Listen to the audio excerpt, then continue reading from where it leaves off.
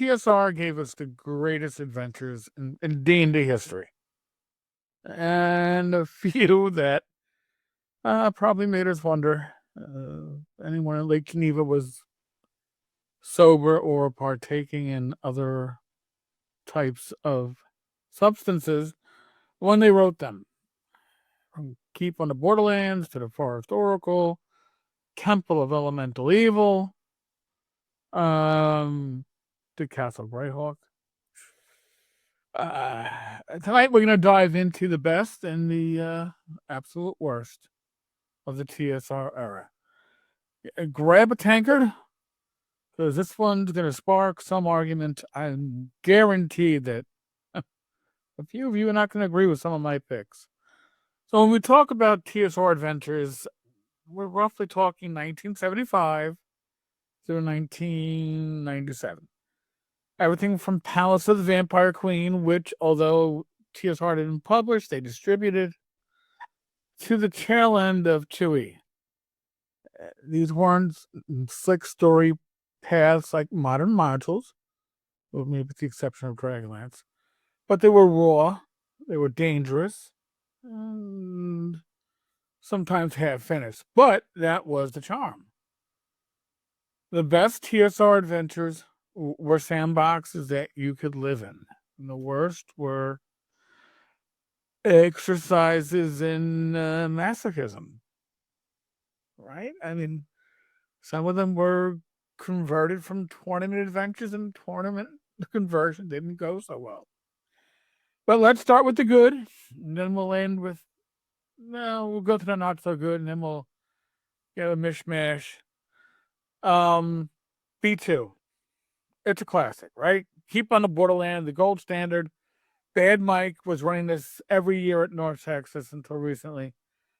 This one taught generations of DMs how to run a game, a home base, a wilderness, a cave system full of factions.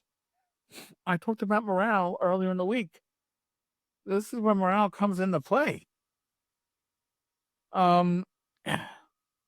You could kill, you could negotiate, you could capture. It was all there for your enjoyment. Pure, playable genius, brilliant. You could run it today without changing a thing. Half the OSR already does when they were playtesting D&D Next. That was the system, or that was the adventure they used to playtest D&D 2014. Isle of Dread, X1. Excuse me. The first time most of us heard of a head scroll was Isle of Dread. And it ran well whether you were using Basic Expert or AD&D. It worked fine. Dinosaurs, pirates, lost ruins, and a map that you just wanted to expand. Every sandbox campaign owes something to this adventure. Temperament. I'm thinking of the Kenzuko version of this, but Temple of Elemental Evil. I have a picture of it on my screen. It's not my copy, but my copy looks pretty much like that. I ran this 3 times between high school and college with 3 different groups. I have a deep love for Temple of Elemental Evil. It's bloated, it's messy, it's glorious. It's a campaign. You can start your group in it, and by the time you're done with it, your party's probably ready to excited to be champions and probably happy to retire. It's equal parts grind and epic, and it's a perfect snapshot of that Gygax chaos, dude. Not worried about, balance. There was no mercy. It's all flavor. GDQ 1 to 7. I always thought of it as a giant series, which then led to the D series, the Drow series, then led to the Q1. It was epic. It felt epic. You created characters at ninth level, or you took the pre-gens from the back. It didn't matter. You were looking forward to playing it because it tested you as a DM and it tested your players. You were storming giant strongholds, descending into the Underdark. This was TSR at its most ambitious. You didn't just play it, you survived it. There's still stories I hear at conventions, people talking about the G series, the D series, getting to the end.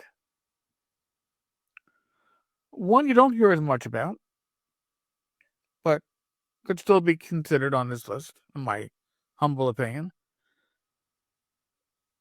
B10, Night's Dark Terror. It does wilderness, politics, mystery, town life, all in one book. If TSR had done more like this, I would be happy as a pig and boo. And now we got to delve into the not so good choices. Now, this one's an easy one. You should be expecting this one. WG7, Castle Greyhawk, when they put a fork in it. The parody one, okay?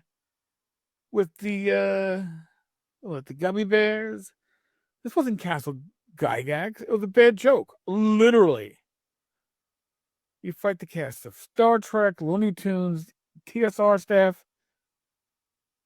Fans were waiting for years to get Castle Gygax. Castle Greyhawk. And instead, they got a parody. I remember being so disappointed in this adventure. It was unplayable. Simply put. N2, the Forest Oracle. I believe one of the classic podcasts.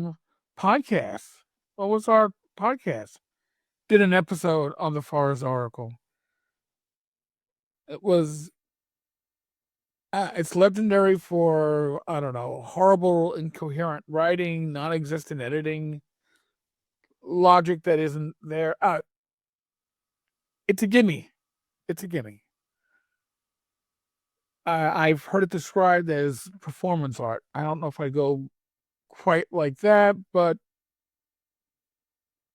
yeah, not good. WG9, which I'll be honest with you, I don't have in print. I somehow have a PDF copy.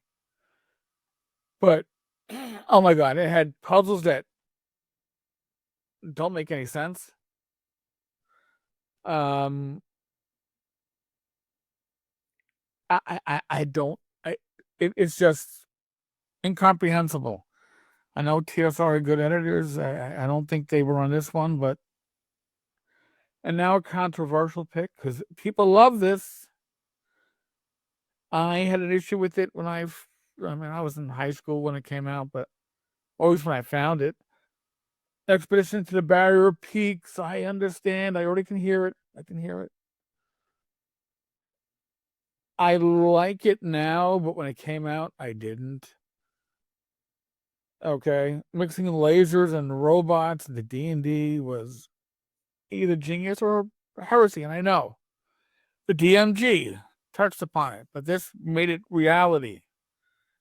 And once they got into your campaign, it was a nightmare. Now, how about some cold classics? It's like a bonus pick. I don't know if Joe and Joe are going to be doing this. Probably not. But I figured we got a few that straddles the line. Okay. Lost Caverns of I can never pronounce it. I'm not even going to bother to spell it. S4. It's a dungeon crawl. It's a monster manual appendix. You can mine it for decades. It is awesome-ish. Doesn't quite get to that top of the line because I can't pronounce the name of it. But it has some really useful parts. I6 Ravenloft. Cinematic before cinematic was a thing. Overwritten, yeah. Unforgettable, right? It spawned a whole setting.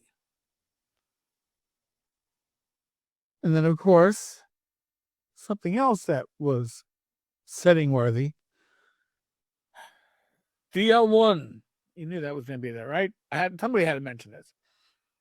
Dragons of Despair, the start of the Dragonlance craze.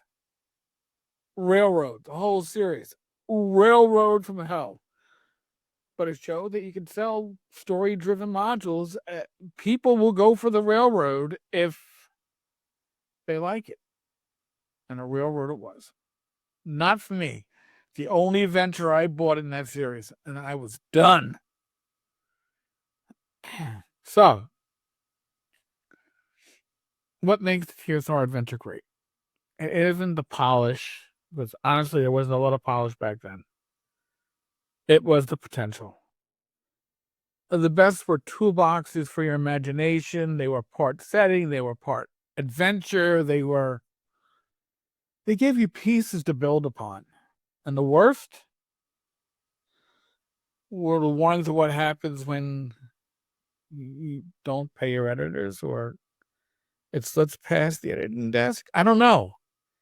And they shouldn't have happened. So my top picks, flat out. Temple of Elemental Evil for sentimental reasons. I know it doesn't hold up. I've been told. Keep on the Borderlands is timeless. And yes,